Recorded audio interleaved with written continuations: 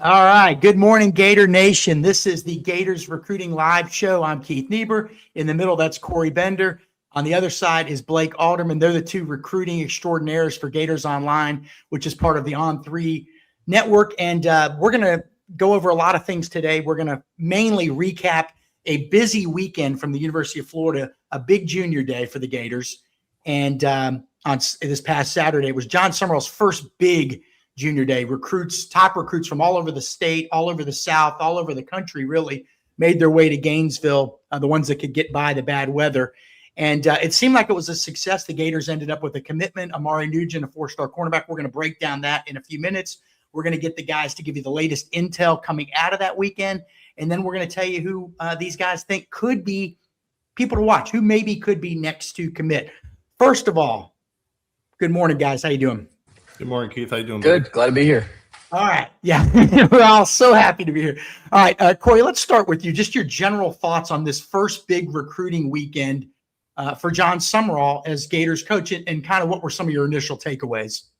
Yeah, I think from talking to a lot of the kids, I think the one thing that stood out was like Sumrall's energy level. A lot of kids came away just saying, hey, how juiced the guy was, how eager he is to win. And not saying a lot of coaches are like that, but they just saw a different type of energy around the program. And I think the other thing too was, when you have a junior day like this, there's so many top kids. It's kind of hard to really roll out the red carpet and have that one-on-one time with a lot of them. But most of these kids walked away saying on Saturday that they felt like a major priority. They said, a lot of these coaches rarely left their side. And I don't know how they kind of split it up. I don't know if they spent a certain amount of time with each kid, but a lot of these kids left campus feeling like a major priority despite having so many kids on campus. And I also think the previous connections with the staff, obviously with Marcus Davis coming from Auburn, Phil Troutwine at Penn State, a lot of these relationships were already established before they came to Florida. So I think just that comfort level along with feeling like a priority, and then you mix that in with Sumrall's vision, just that new energy with the staff, you could just kind of see a lot of these kids were very excited,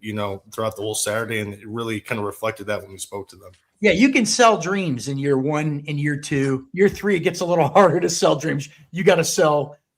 You got to sell more than your vision at that point. And obviously, Billy Napier and his staff ran into that the last couple of cycles, although they did fairly well recruiting wise. All right, Blake, your just general takeaways from the weekend, and then also, readers and listeners are always asking, all right, what do these guys do on Junior Day? So, Blake, I'm going to have you give your recap and then tell us a little bit about kind of what's on the itinerary during these things. Yeah, I think the most impressive thing to me is, you see these junior days and they've all got some kind of catchy name or just some, whatever type of roll off the tongue type of name. And an elite junior day is what Florida called their event this past weekend. And I think they did just that, getting a lot of top rated guys that are really high on their board. And I think one of the biggest takeaways for me is just the continued message from all these recruits of just the high energy. I think one was notable. Chad Simmons, part of the Rivals Network, covers like coast to coast. He had an update with top 100 recruit Julius Jones down in South Florida, and we'll get more into those guys later. But just that it wasn't a manufactured energy. I think kids can tell real and fake, and from all accounts, a lot of these guys, they don't seem like it's a fake thing. It's not a persona. It's not anything like that. These guys are just excited to be at Florida. They're excited to get started. And I think with the junior day in general, it's kind of more of just a really broad tip of the iceberg type of deal. You go see around the campus, Hawkins Center, football facility.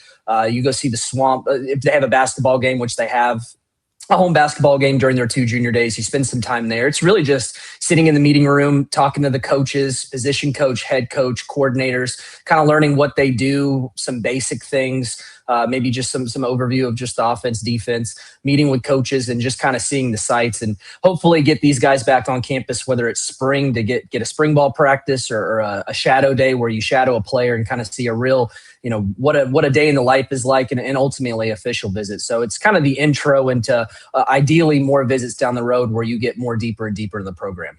All right, I promise everybody we are going to get into a lot today. Next up, we're going to talk about the commitment of 4-star defensive back Amari Nent out of South Florida.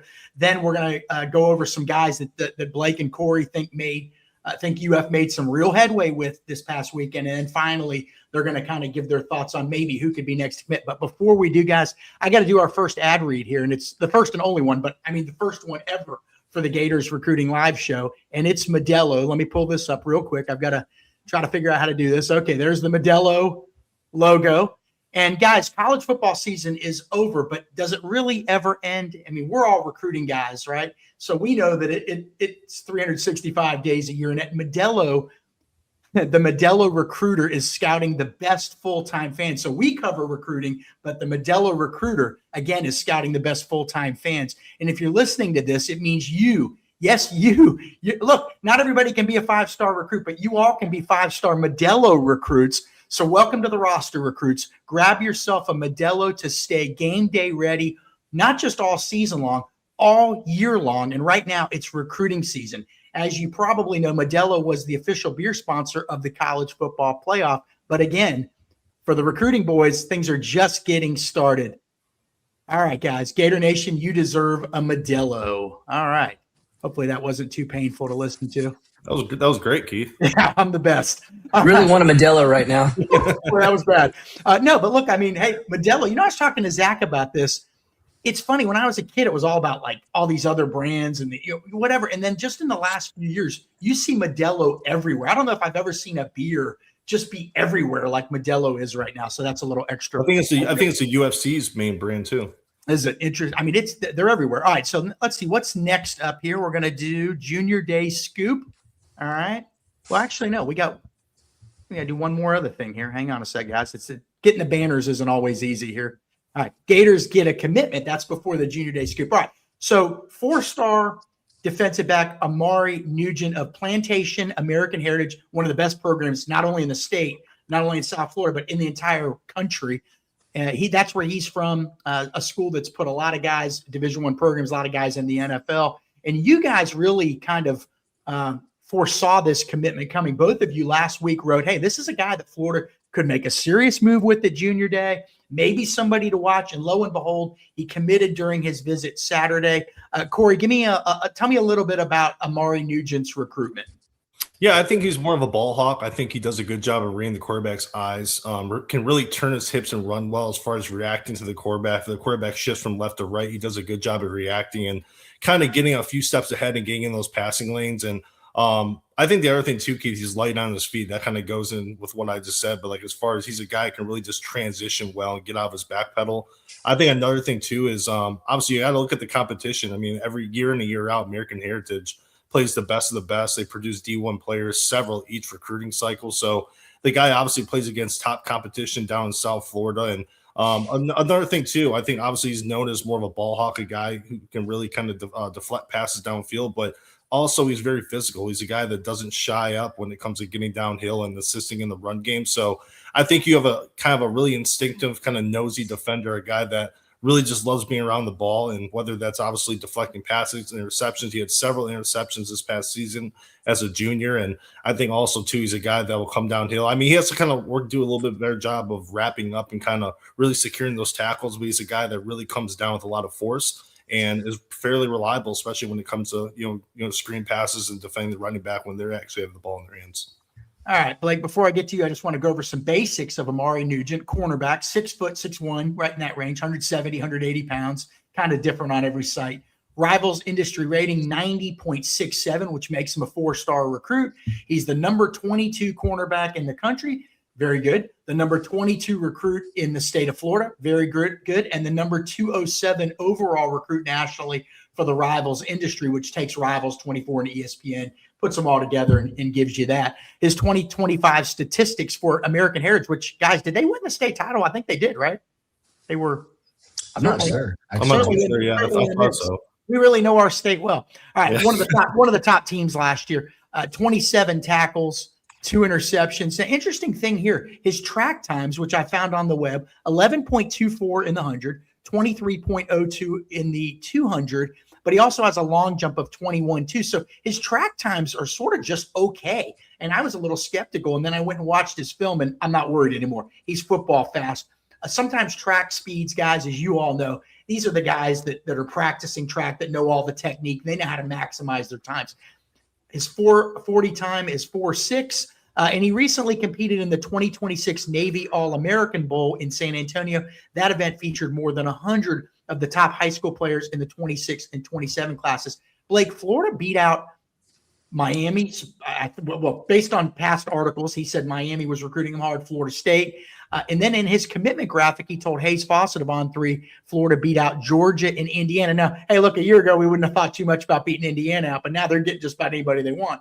So a significant win. This is commitment number one for Jon Sumrall. Just your general thoughts on this commitment and how big it is going down to South Florida, all that stuff. Stealing all your thunder here, Blake. Yeah. Well, I think the most encouraging thing, like you said, is obviously getting a guy in South Florida. There's always some, in the back of my mind at least, it's like, man, you not always don't want to be a South Florida guy's first commitment. But I think whenever you have a guy like Brandon Harris Jr. on staff, Florida's cornerbacks coach, I think that being your first commitment and getting this guy on campus and really securing that commitment, because this is a guy that, granted, he was younger, has visited Florida before. So you've got a guy that pops in there, was feeling the love from the staff. He's got a guy in Brandon Harris where he's almost kind of like South Florida royalty. The Harris family, obviously his dad has been a longtime head coach at Booker T. Washington down there in Miami. He's won plenty of state championships. So there's some weight to that name down there. And I think that we could sit there and talk about, man, Brandon Harris is going to recruit well in South Florida, where he's going to do this, he's going to do that. Well, now we're seeing, there's some proof in it now. You see them get a guy like that on campus, spend some time around him, spend some time with Jon Sumrall and other coaches, and secure that commitment. Obviously, you have to hold on to it for the next several months and get that guy signed on signing day. But I think if you're getting a guy in South Florida, it's one of the more loaded areas, if not the most loaded area all around the country. You got a guy there, you could potentially open up doors. These guys are all friends with one another, whether they go to school together or 7-on-7 together, or they just know each other. So it's encouraging to see maybe some waves or a potential wave of South Florida commitments heading towards Florida's class. That's what you want to see. That's where you want to get the talent from. So we'll see from there. But I do think it's a nice commitment to get a guy in the defensive backfield, guy that is down there in that loaded area, and he's commitment one. Yeah, everybody's so focused on the transfer portal this year. And look, it makes sense because those guys can come in, they do. They come in and you're expecting them to contribute right away, either as difference makers or starters or two deep guys. With guys out of high school, you just don't know. But when you look at the national championship game, Indiana had a lot of Indiana signings. There were a lot of transfers, but they still had a lot of guys that were there before Signetti got there. And then with Miami, obviously Malachi Toney was a guy that Miami just signed. Last year, Mark Fletcher, homegrown talent that Miami signed from the high school ranks. Some of the offensive linemen at Miami, not some of them, a lot of them were high school signees to Miami. So it still matters. I think you got to kind of recruit two orbits at the same time. I don't even know if I'm getting that right, but you got to do both at the same time. The last Florida staff was more focused on the high school recruiting and player development of those guys, and then retention. This staff, we don't know. We know what they're doing right now. We don't know what the ultimate plan is going to be. I mean, if your recruiting is great and your development's great, you can retain those guys, then you don't need to go as heavy in the portal. But the portal allows you obviously to go in and make your team better every year. But high school recruiting is still very important. Before we get to Junior Day Scoop, guys, which is next, we got some comments. And all right. We got a comment about Blake's blow up. Looking great, Blake. And by the way, Blake, you have this mustache going for months now. And now I see more of this coming in. You're trying to look like Corey here a little bit, I think. Trying to play a little catch up there. A little catch up. Corey's got a big head start on both of us. Philip says, go Gators.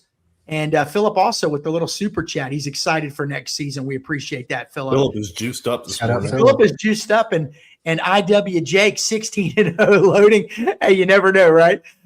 Clifton Jackson says, National Championship, go Gators 2026.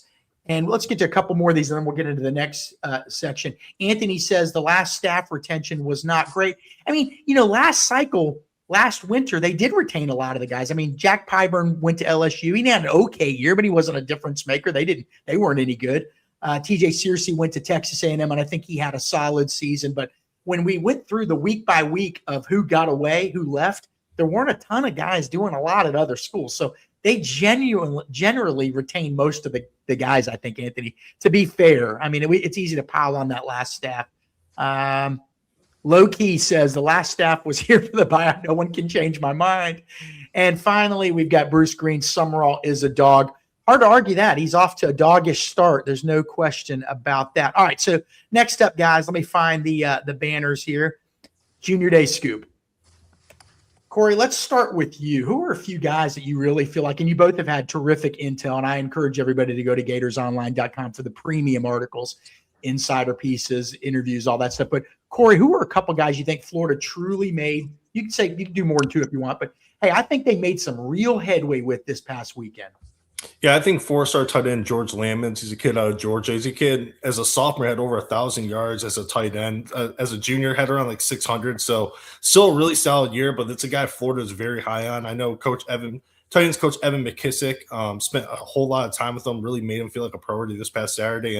And Lamon said the same thing. He goes, McKissick really left my side the whole visit. And he said for the last staff, under Billy Napier, he didn't feel as much of a priority. But he said this past Saturday, they knocked out of the park and they really detailed what he would be able to do in that offense. So right now, he said Florida is my number one school, and that they'll probably be his first OV, when it comes to early June. I think another one, too, is offensive lineman Sean Tatum, a four-star guy, another prospect who is very high on Florida's board. And we were told heading in the weekend that they're really going to roll out the carpet for this kid. And, they really did that. Blake and I spoke with him right after the visit, and the kid was all smiles and said, I love this place. It's amazing. And he's already looking forward to coming back in the spring, coming back in June. Right now, it's Florida versus Tennessee in the top two. Miami's not far out of that. But I think Florida, if someone said, hey, you have to put in a prediction today, I think I'd roll with Florida. And he's one of the more, like I said, one of the highest guys on the offensive line board, powerful kid, real mature as well. So I think if they were able to get him at some point, in the next coming months, I don't think he's a guy that's going to come off the board fairly quickly. I think he's a really smart kid, very detailed. I think he wants to take his OVs and really kind of make sure he makes the right decision. But Florida knocked out of the park with him. And one other guy I mentioned too, I think wide receiver Amari Patterson, a kid out of South Carolina. The previous staff offered him. This past Saturday was his 5th visit on campus, and that says a lot, even under the last staff. And obviously coming right back with this one. And I asked him, what keeps you coming back? Even when Florida was struggling last fall, he kept coming back, and he just says Gainesville's home. He's like, I love the area. I just love the atmosphere. The students are very welcoming. I just think from A to Z, he just loves what Florida has to offer, as obviously as a football player and as a student. Right now, it looks like Florida and Georgia are in this top two. Florida State's not far out of that as well. And another kid Florida was able to get an official visit date from. And we didn't really see it from the last staff. And quite frankly, from a lot of schools, especially in January, a lot of these OVs get set in probably April, May time. Florida is really kind of pinpointing who they really want to lock in a date for. And Mari Patterson's one of those guys that's near the top of the receiver board. He actually he was in Miami last weekend at 7-on-7, and people said he was the best wide receiver there. So it could be a guy that Florida loves, but a guy that we could also see really go far in the rankings. All right, Blake, same question. Just some guys you feel like Florida trending in the right direction after, a good visit this weekend. Well, I think recruiting, whenever you're building a class, quarterback is usually one of those guys that gets on board early. You get that guy in, he helps you recruit. And I'm interested in maybe not from a ranking standpoint yet, because I do think the word is starting to get out this month, is he at Sarasota Cardinal Mooney, Davin Davidson. He's 6'6", and from seeing him on campus, he looks all of 6'6". He was a state champion this past season at Cardinal Mooney, and I believe that was his first season as a full-time starter. So he's a guy that we hear that Florida really loves. I could see him being their number one guy this cycle, and he's, I think, 7 or 8 offers I think he's gotten the last week and a half or so. Florida got that offer, and Keith, you spoke with him after that offer, and I believe he said something to the effect that it's like he arrived to campus, he went straight into Jon Sumrall's office. They wanted to get that done, and I think his mom was almost moved to emotional tears because this was a big offer. So, and I think that there's some strong mutual interest there. But I think when you got a guy that's getting all these offers quickly, there could still be some fluidness to this recruitment. But I do think that Florida's a big player, and I think they made a big impression on that visit. And 5-star interior offensive lineman Maxwell Hiller out of the Pennsylvania area. Obviously, there's a lot of distance there. He's the number 1 ranked interior offensive lineman in the 27 class on the Rivals Industry rankings. This is a guy that, again, Pennsylvania guy. He has a long-standing relationship with Phil Troutwine, Florida's offensive line coach. This is a guy that, from talking with Troutwine, whenever it was sort of things going down at Penn State, he's sort of in that limbo mode of, in between jobs before he was heading to Florida. They talked on the phone, and Hiller told Trout, hey, wherever you land, let me know. I'm going to go visit. He was on Florida's campus this past weekend. As soon as Troutwine, I want to say Hiller was one of the first re-offer guys that once Troutwine was hired, gets that done, and Florida was already in that list for him, but it was one of those deals to where it's like, I really like Florida, but I like them because of Troutwine. So now he has something to sort of base that off of. He says that Florida really cemented themselves as a true contender for him. He's ideally going to take an official visit sometime in late May, early June area there. So I think if you're Florida, that's a big move. And I think Troutwine really helps them a lot, having him just on the staff and just that long-standing relationship. I think that's a guy that Florida made a big move for. And I think that a lot of the guys that Corey named, I think I would be in agreement with those. But those are two on my end that I think Florida made a big move with. Yeah, Davin Davidson, the quarterback. Boy, my hair's getting messed up here every couple minutes. Davin Davidson, the quarterback at Sarasota Cardinal Mooney, he's getting a visit today, I believe, and it already has happened. Jon Sumrall and Joe Craddock, the QB coach at Florida, stopped by Sarasota, according to some tweets that we've seen from our buddy DK Thompson, friend of the show, that they stopped by his school to see him. So think about this. Joe Craddock this is 2027 quarterback Davin Davidson. Joe Craddock, Florida's QB coach, went and visited him at school last week. Then Davin visited Florida on Saturday. And now Monday, you can tell a lot about that Monday visit, where the Monday visits are right after Big Junior Day weekend. Jon Sumrall is at his school. It's clear that he is high on their board, and this is an offer that he has wanted. But, Miami, Florida State, North Carolina, there's a lot of people involved. But Florida getting 3 times in front of him in a week period, 1 week period, is significant. He's somebody to certainly watch. Hey, I wanted to ask you guys, sometimes these shows feel like nothing but sunshine pumping, and people get mad at us for that. So were there any guys that you all interviewed and you thought, man, I guess Florida did okay, but maybe I'm not getting a Florida vibe from talking to them? Anybody stick out? Anybody at all?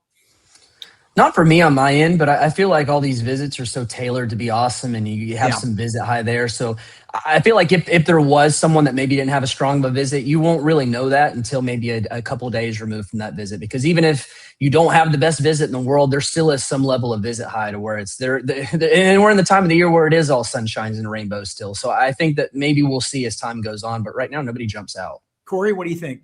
Yeah, same as Blake. I mean, Amari Stevens, he's a Miami wide receiver commit down in Broward. Loved his visit, but he actually, right after the visit, he said, hey, but I'm still locked in with Miami. That doesn't say that Florida didn't do a good job. He said he's going to come back for an OV at Florida, but it wasn't one of those situations where it's like, man, I have a decision to make and stuff like that. He really kind of reaffirmed right after he spoke about Florida. He's like, hey, with Miami, I'm locked in. I could be the hometown hero. Obviously, I can go in and play right away there. So it's one of those things where Florida did a good job, but it's like, but hey, I'm still committed to Miami. I'm very happily committed there. But yeah, as far as actually it went the other way and it wasn't a good success, like Blake said, these visits are so tailored around just, really kind of just rolling out the red carpet for these kids, showing them everything from A to Z, where it's tough to really kind of get that vibe from a kid unless he's committed to a school. And the kid was like, hey, I'm here kind of as a favor to a coach, but we didn't get that. Okay, so let me ask you guys this. So as reporters, and I sort of know the answer to this because I've done what you guys do. You interview these kids and they've got that visit high, the sugar high coming off the visit, and you have to write the articles. And you guys, we talk about this, we joke about it. Sometimes all the articles sort of sound the same because they're so positive. So as reporters, how do you then, Blake, what's sort of your process to then say, all right, and don't give away your sources, but tell us kind of how you do it. All right, this guy said this, this, and this. When do I wait to find out what's really going on with this recruitment? And how do I find out what's really going on with this recruitment? I mean, who do you talk to? Network people, sources, everybody, coaches, parent? What's your process there, Blake? I think for me, it kind of depends on the kid. This kid here, kid A, you may know the family better. For, kid B, you may know their coaching staff or their trainer better. So I kind of lean on to people that, maybe just they're close to the guy, or, maybe even sources, whether it's in the industry. For me, it's kind of all across the board. I always try to exhaust anything I can, but just trying to get maybe just someone close to the kid or someone close to the Florida end, just to see if everything matches up. Because just sometimes you hear things from one end and you get a different story on the other, and then your eyebrow kind of starts to raise up, and it's like, okay, well, somebody's lying to me at least. It's more just trying to dig then for which one is kind of misleading me here, which one's doing the pump faking, and then just kind of act accordingly. Okay, Corey, I wanted to ask you what from talking to all these recruits. What do they think that what do they think of the coach? We always ask about Jon Sumrall. What about the position coaches? Joe Craddock, Bam Hardman. What's been the feedback on all those guys? Troutwine, McKissick. What do they tell you about those guys?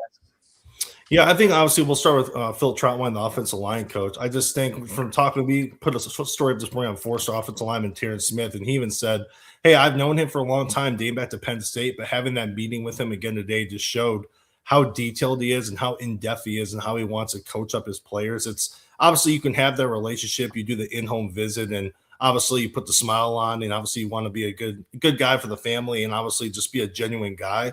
But when it came to the X's and O's on campus, I think a lot of these offensive linemen have said over and over again that just how detailed Coach Phil is when it comes to really for player development, showing obviously schemes and how they can fit in the Florida system. And hey, these are the strengths and kind of these are the things you have to work on. I think that kind of just straightforward approach, not always putting sugar on it, just really kind of telling them the real. I think that's been the one big thing. And I think obviously another coach that comes to mind is wide receivers coach Marcus Davis. I think we talked about Miami wide receiver commit Amari Stevens. You had 4-star wide receivers, Murray Patterson we spoke about, and then Anthony Jennings. All those guys had previous relationships with him at Auburn. So they said, hey, we liked Auburn before, but him at Florida now just kind of boosts Florida more in our eyes. And I know when I talked to Murray Stevens, he asked Coach Davis, how do you see me fit in? And he goes, hey, watch how we use Eric Singleton this year, and that's how we want to use you. So they're very in-depth.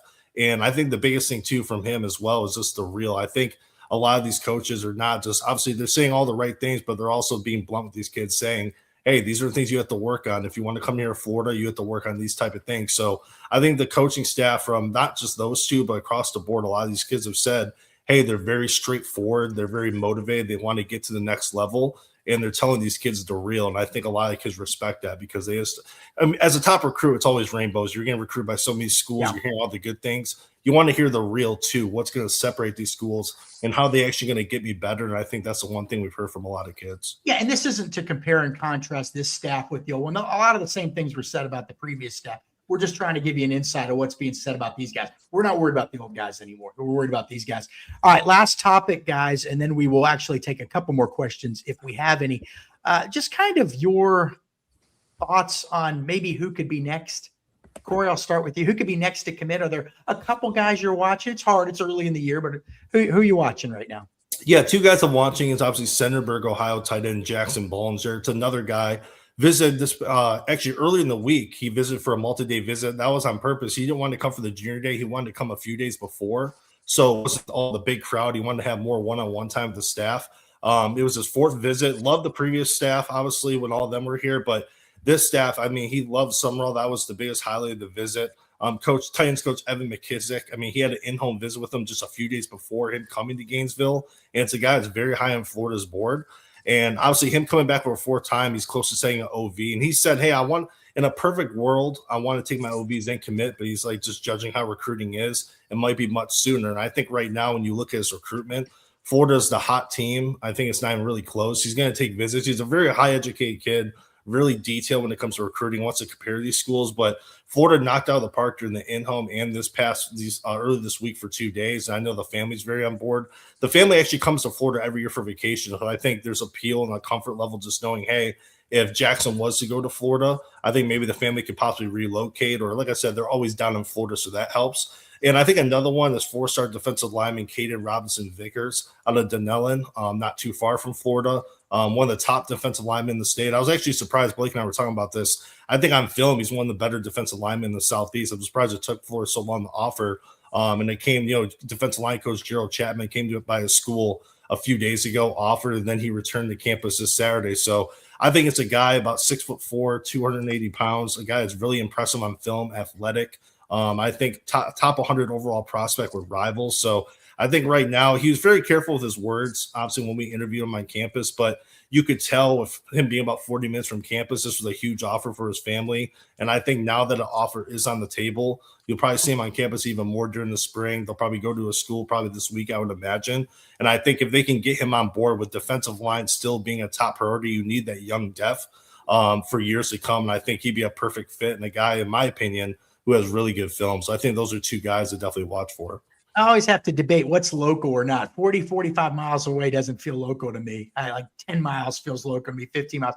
But Denellen, by the way, guys, and this is way before your time, but produced a Gator great, literally one of the better players from the 1980s, receiver Ernie Mills, who played for the Pittsburgh Steelers and was an excellent player with the Steelers for many years, is from Denellen High School.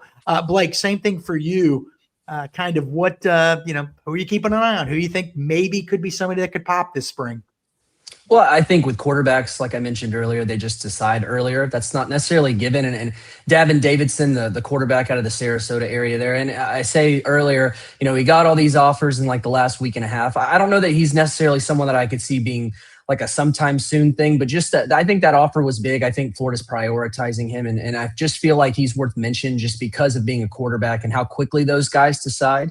And 4-star tight end George Lamons out of the Georgia area there. Corey mentioned him earlier, left campus, said Florida's his number one school, really likes Evan McKissick, Florida's tight ends coach. And he was an early Texas A&M commitment whenever he was an underclassman, I think 9th, 10th grade, somewhere around there. And he was actually, after he opened it up and went through the fall, took these visits. He was kind of a regular at Georgia Tech. So he built a lot of relationships with the staff and the guys there. A lot of those guys are now at Florida. And I think that could be some kind of factor that plays into just that number one school. Obviously, Florida is itself. And, you have to kind of separate just some of those coaches because it's not like it was his direct position coach. But I think that those help. And I think that, Coach McKissick's doing a good job with him. And I think that a lot of those factors are playing into Florida being in the number one spot. And, obviously we have a kid named their leader. That is something that puts them on commitment watch for me. And then throw in another guy in the state of Georgia, Chase Johnson. He's a DB out of the Peach State there. He's a guy that I believe has had Florida leading for quite a while. That's still the case. He visited this past weekend. First time, I believe, on campus under the new staff, and Florida still got that lead there. I think he's someone worth watching. Obviously, Florida got Amari Nent in the class. We're not really quite sure how they want to go as far as number-wise with the DB board. So I think there may be some give and take there. But a guy that does have Florida as the lead, obviously they can still stand to use some more secondary commitments, and it's still really early in the cycle. But you never know if that circle of targets kind of shrinks as you get guys. So that's something I think worth watching. But again, Florida puts him, he puts Florida on number one, and I put him on my guys that I think is worth watching. And I think for me, Sean Tatum, the interior offensive lineman there, the interior lineman out of the Port St. Lucie area there, Florida, Tennessee battle right there. Obviously, Miami does a good job with recruiting offensive linemen. They're in the mix there. You can't really ever count them out. But, you could tell that a lot of these guys tell us these visits go great. Everything's great. But you could just kind of see it through his body language and just how he was talking. There was some genuineness to that. And I do think that Florida's prioritizing him. I think he really believes in what Troutwine does as a developer. And I think that Florida's made a big move into the point to where no real true timeline there, but I think Florida's put themselves into a position where I would not be surprised if this guy's in the class at the end of the day. Speaking of body language, Blake, you remember who had the worst body language last year? It was Kendall Gervil after a Florida visit, I think. And then he never seemed like he had a good time. No, but then NIL gets discussed. So real quick, Blake, in a nutshell, one sentence or a couple sentences, when will NIL look? These are early visits. When do they start getting into the nitty gritty of the money? Because that's what a lot of people want to know. I think really official visits. You have a big itinerary that stretches over the entire weekend, but on those Florida official visits, there's a block cut out usually on a Sunday or a Saturday whenever you're wrapping up your visit that's directed to sitting down with those front office guys, talking some numbers, having agents there, family there, whoever, and just kind of getting those out. There may be some conversations before that, but I think the official visits, whenever there's the real deal talk, sitting at the table and having those conversations. All right, a few comments here and we will get everybody out of here. TJ says, go Gators. Interesting one. This is for both of you, Corey, in a nutshell. Corey and Blake, who do you think Florida signs a 5-star offensive lineman this recruiting cycle? Yes or no? What do you think? I think it's too early to tell for me. I think Maxwell Hiller right now is the one, and no really tell where the rankings are. A guy ranked a 5-star right now, and vice versa may not be at the end of the day. But I think Maxwell Hiller seems like the guy that's the most likely for me. Obviously, they're recruiting 5-star Mark Matthews, who was expected this past weekend and actually didn't make it. But just those ties with Troutwine really likes him. I think that's probably the most likely. But again, it's a guy from Pennsylvania. He's got a ton of schools recruiting him. Too early to tell, though. Corey? I think it's more realistic them having several high 4-star guys right now. I think like Blake mentioned Sean Tatum, who I think personally physically, he looks like a 5-star type. If he can show it on film, I think is a guy that could really climb the rankings. But I think right now, the way the landscape is, and Blake said it's kind of too early to tell, but I think Florida's trending towards a really strong offensive line class. But as of right now, I think it's probably several high 4-star guys. Okay. Jeremy says, hey, I talked to Chase's mom. She said a decision won't come no time soon. All right. Jeremy, good scoop there. Shout out Jeremy. All right. And then finally, Anthony says, hey, look, I absolutely love our alignment we have with this new regime, but what evidence do you guys have that Florida can acquire multiple seven-figure level players, or at least two? I'll just start with that. I think the seven-figure salaries these days should go to not high school guys. That's just me personally. I think those go to the Eric Singletons and the Dallas Wilsons, Vernell Brown, those types of guys, because they've proven it. You know, that's when they get it. But if you find somebody that you're truly in love with, you got to do it. The problem is if you sign a 5-star quarterback, let's say, and you're willing to pay a fortune, he better be ready to go in year one, because do you want to spend all that money developing a guy for 1 or 2 years and then he transfers to one of your rivals after you just spent $5 million on it? So that's my take. Guys, what do you think? Corey? Yeah, no, 100%, Keith. I feel like that's where your main chunk of like the main guys should go to, unless it's like a Mark Matthews type, a 5-star number one offensive tackle. But even to like what you said, Keith, I mean, most 5-star guys in the trenches don't play. I mean, you don't want them on the field as a true freshman. I mean, if everything worked out well and your roster's built out, but unless it's those guys, I mean, you have to recruit the best of the best. So I know there's certain guys, maybe a quarterback, offensive lineman, edge, maybe if it's an elite guy, one of the best, maybe number one overall player in the country type guy, maybe. But yeah, I'm with you. I would rather allot that money to, a top guy in the portal, because I think they can come in right away and change the program out the gate. Any thoughts on that, Blake? Yeah, I think for me, if you're given that kind of money, there's the two positions that I think are more than likely going to even get close to those numbers is tackle on the offensive side and then quarterback. I just don't know that. To me, I agree with you, Keith. I think that if you're going to pay someone that, you have to have someone that's shown it, that has some experience. And I think that kind of more for me goes towards portal guys. I don't know that there's not really been any evidence that Florida can do that with a lot of them. I mean, maybe a cycle where you had a DJ Lagway or an LJ McCray, you landed 2 5-star types of guys. I don't know that we've really seen that, but I also don't know that high school guys really can warrant that unless they play those top tier type of positions. So for me, I think that type of money, more of the big dollar signs, are starting to kind of trend towards those guys that have done it. They've experienced it, and they're portal guys and not necessarily so much of a high school guy. Yeah, agree. All right, that'll do it for this edition of Gators Recruiting Live. We appreciate everybody stopping by. Let me see if I can find this one banner. Go and like and subscribe the show down below. Make sure you check out these guys, all their great intel, all their great coverage of the last junior day, of upcoming junior days. This week, guys, we expecting just a handful, small? We haven't heard of any junior days. I mean, I'm sure there'll be a few kids coming on their own at some point throughout the year. I mean, stuff can change. Maybe they put some together, but as of right now, we haven't heard of another. And then in February, guys, I need to let everybody know it's a dead period. And so coaches at Florida can't go out on the road. That's why you see them on the road visiting high schools this week. They're going to be all over the place, all over the South, all over Florida, the country, everything, because in February, it's a dead period. But we can go on the road, and there are several camps in Florida, big Rivals camps, a big Under Armour camp. We're going to be able to get you some insights, some intel, and some evaluations from the top players in the country. So for Corey Bender and Blake Alderman, I am Keith Niebuhr. We appreciate everybody stopping by. We'll do it again soon. Take care.